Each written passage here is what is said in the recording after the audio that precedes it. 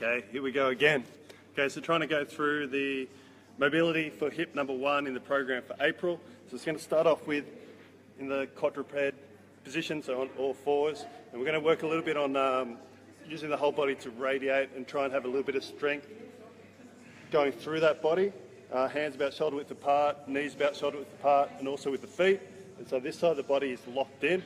What we're going to do is with the hip, is we're going to try and bring it up into the armpit. So a lot of people will be able to get up really high into the armpit like so. Then we're going to go out to the side, go knee to the roof. Then we're going to try and go foot to the roof. And then going to come right through and try and get that through the armpit again. Then we reverse.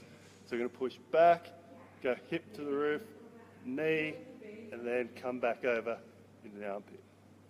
So that's, we work on that obviously on both sides. What we're looking for in that is any tight areas. You know, if there's any, for me, you can see I struggled to get it up into the armpit, and then also the changeover from the knee to the foot to the ceiling was really tough. So just showing up a few tightnesses on that, and we'll talk about that in the meeting. But just looking for any tightnesses on that. The next one we're going to do in this program is going to be the just a straightforward hamstring stretch for pals and rails. Basically with that, when we do this hamstring stretch, what we're going to do is make sure that we're not feeling the stretch in the back of the knee. We actually want to try and feel in the hamstring. There's a couple of ways we can do that. We can have a slight bent knee, but then that gets a little bit hard to do the pressure of the pals into the ground. So what we're going to probably make sure, more importantly, is that our toes aren't pointed back towards us. We actually want to point them away where we should try and feel in the hamstring more so. So what we're going to do first of all, we're going to start building up some pressure of the foot going into the ground. So we're going to put some force through the foot, through the calf, and also through the whole leg. So we're going to feel like we're just building some pressure of the leg pushing into the ground. We're going to try and build that up. We'll go 20%, move to 40%. Hold it for 45 seconds. And then what we're going to do is going to do the reverse. So we're actually going to try and lift our foot up. So we're trying to lift our foot, use the whole leg, trying to lift up, at the same time trying to pull our shoulders down towards the leg. We're going to do that for 45 seconds, then we're going to hold there. This is our new position that we can relax in. We're going to go back to now pushing the foot down into the ground. Making sure again those toes are pointed away. We're going to push hard for 30 seconds. We might ramp it up now to sort of 60 or 70% pressure, so we'll go a little bit harder with the pressure into the ground because we're only going to be going for 30 seconds. Once we get to the 30 seconds, then we're going to try and reverse it. So we're going to be then trying to lift up. So the quads will come on and your shoulders will be going down towards the knees. So you'll be working hard, should be getting closer to the leg.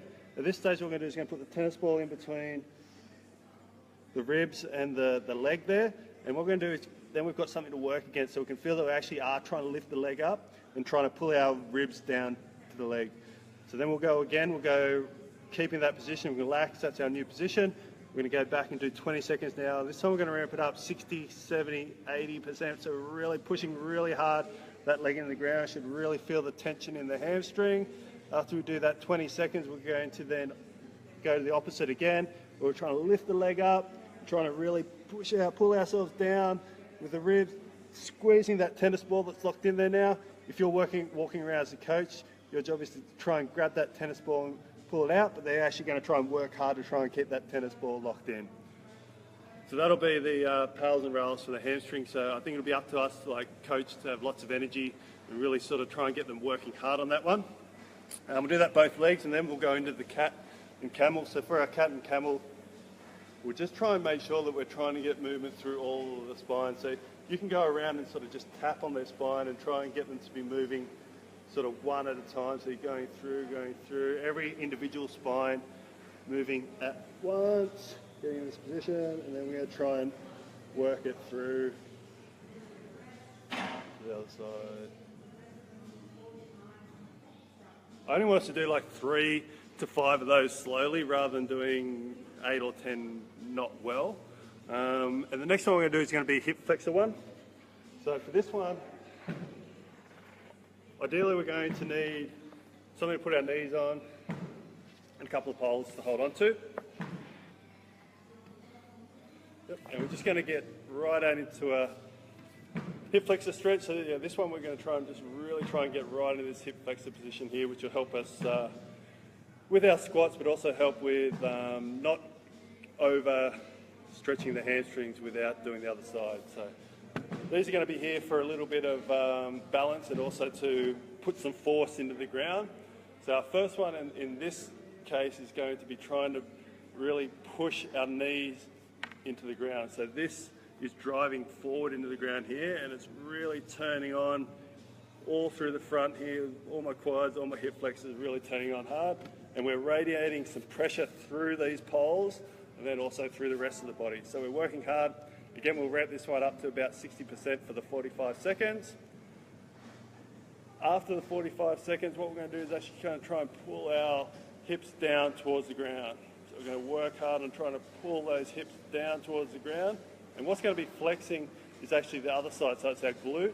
That right glute is actually going to be flexing to try and pull the hip into this strong position with the glute flexing, which will sort of open that right up. So we're going to open that up, go for our 45 seconds. Again, we're going to work up to sort of just a 60%, and then we'll go back into the hip flexor where we're going to try and push down a little bit further. So we're going to go a little bit harder into this stretch. We're going to work it up to about the 70-75%. Work that for 30 seconds. Push hard, pushing hard with that leg, and then we're going to try and really drop down even a little bit further. So this time we're flexing that glute and trying to drop this pelvis down close to the ground. Then we'll go one more where we're going to push in hard, working up to like 80-90% with the hip flexor, just for the 20 seconds, and then try and drop lower into the ground with that one as well. So they're the 4 mobility hip 1 exercises for April.